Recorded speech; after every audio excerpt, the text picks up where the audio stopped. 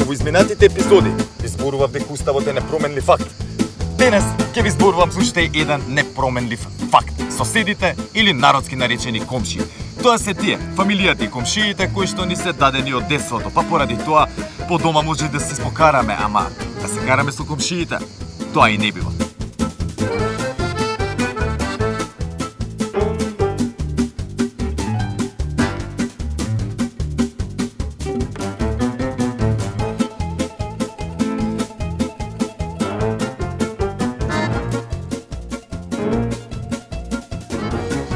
Затоа фино, културно ќе си прашаме на само прашајте и еве, ќе не однесат на вистинските места да добиеме одговори за комшиските прашања.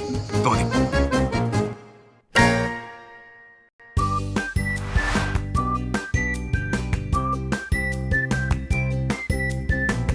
Почнува месецот.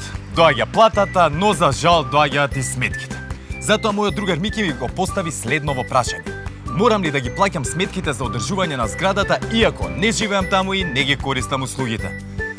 Забушанте, Мики, ама не му замерувајте. Сепак, јас ова официјално прашање решив да го поставам до официјална институција, Регулаторната комисија за домување. Одиме. Ако се собственик на посебен дел во стамбена зграда, стамбено-деловна зграда или деловно стамбена зграда, и ако мнозинството на собственици на посебни делови одлучиле да ангажират лиценциран управител или пак да основат заедница на собственици на посебни делови, која е регистрирана во Централен регистар, без разлика дали живеете или не живеете моментално во зградата, вие сте должни да ги подмирите сите трошоци за одржување на зградата согласно Законот за собственост и други стварни права. Едноставно, секое наше право си влече и обврска.